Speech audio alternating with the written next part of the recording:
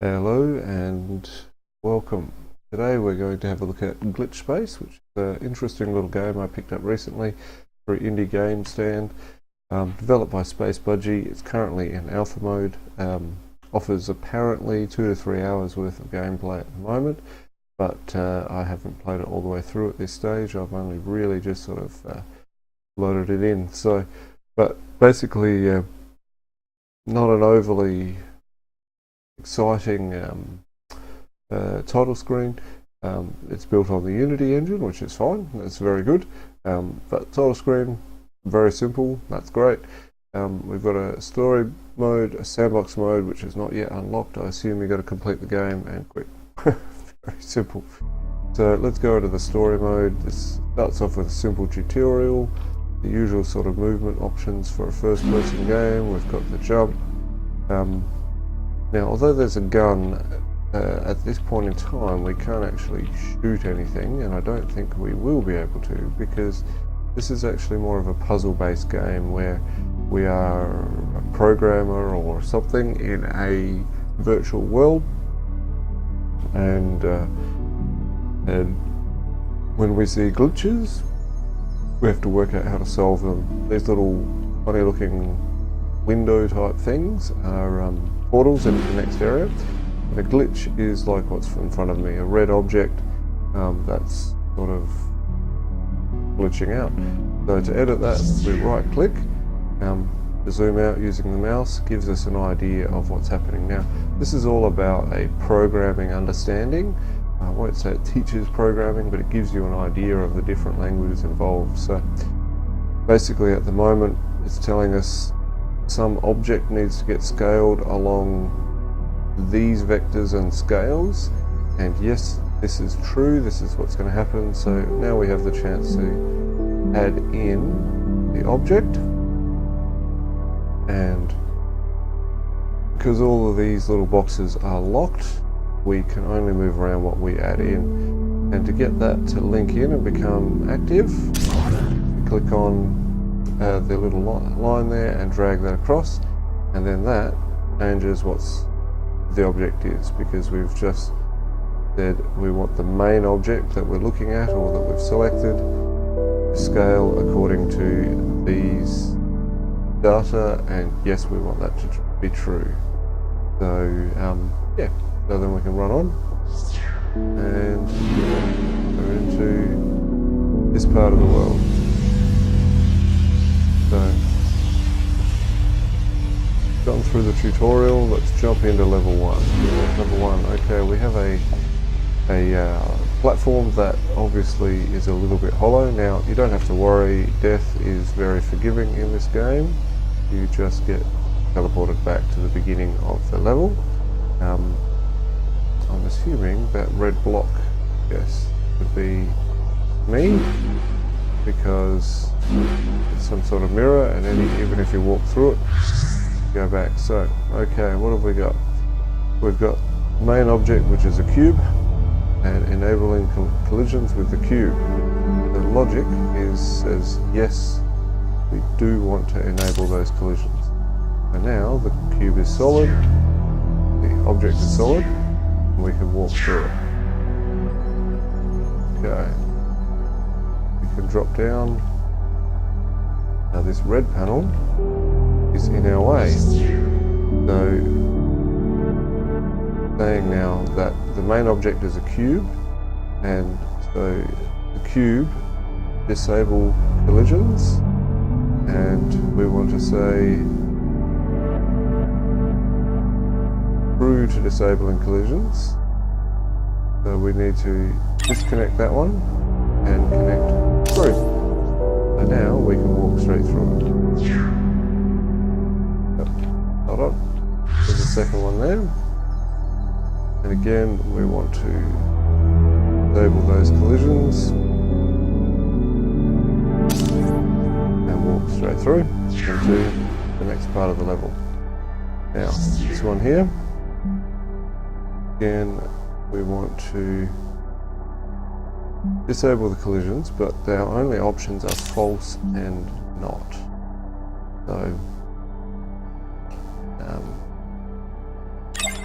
So Now we need to work out which order they go into. So not false is true, that the cube collisions will be disabled. And through we go. So it's quite a different little game. Now this has given us a blank slate. So now we work out our main object, which it tells us is a cube. Our input is moving. So something is moving. Physics allow collisions. So when something is moving, allow collisions on the cube. So that means if I stop moving, I fall through it. Okay, so it's quite a different approach to a lot of games.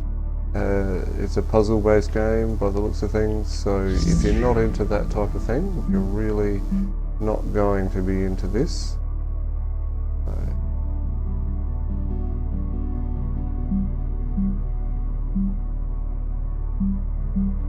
So here we go, we've got another puzzle here which says true that collisions are enabled, so I can't change whether they're enabled or not, but it does allow me to say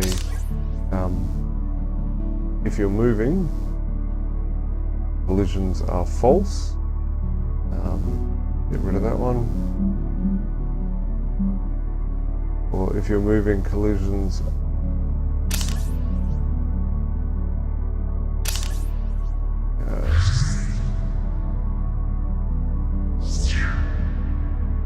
okay. So, haven't got that one right.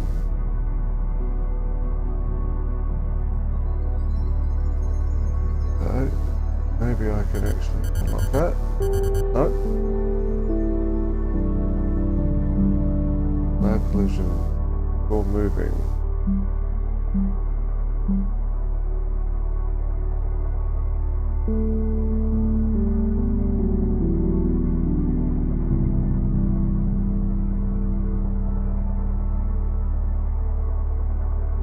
Maybe I need, yes, that's what I needed. Need to activate the object. It's hard to do this while you're talking, I've already. But anyway, that's fine. So, yeah, interestingly, I've actually played through the first couple of levels already, and they are different to what they were. But even now, as I come back, they're different again. So, wow, okay. A little bit confusing, but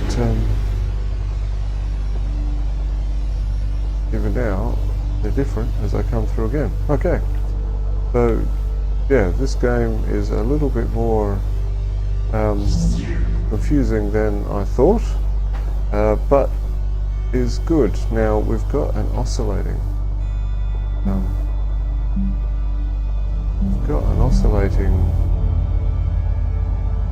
object here, and I'm just going to disconnect. Now, I've been a very bad programmer and I've left a whole bunch of code floating around, so we might as well get rid of that. So it looks like at least I'm being thorough. I don't think it affects the game at all. Mind you, I'm still learning a bit about it, obviously. And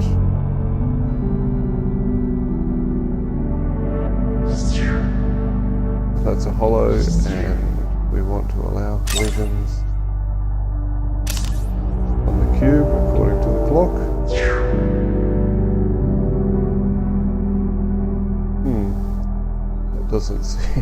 That doesn't seem right.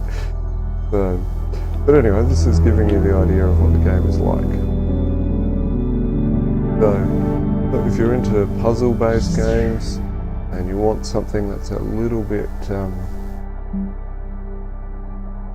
different, then I definitely would suggest looking out for it.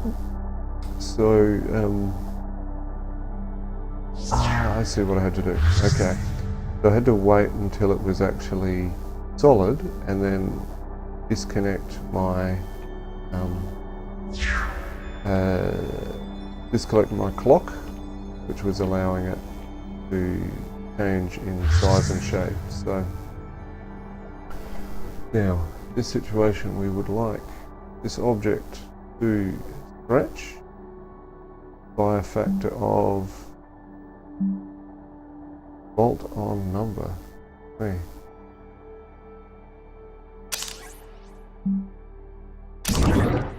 There we go.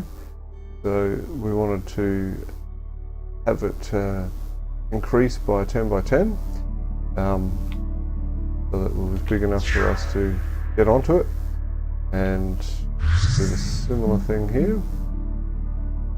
Bolt-on number. Okay. Lock. Right. Okay.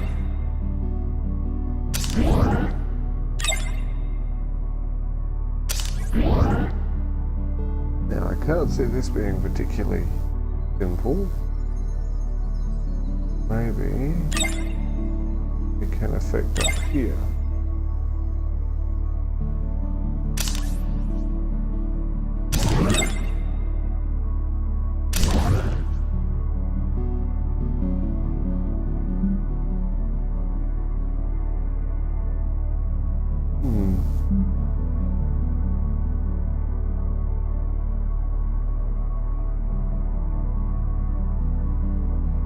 Really disorientating.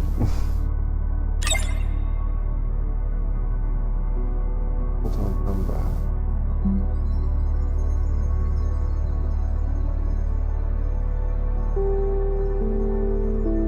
What we want to do actually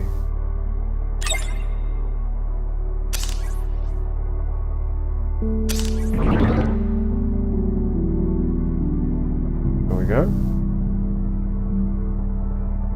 So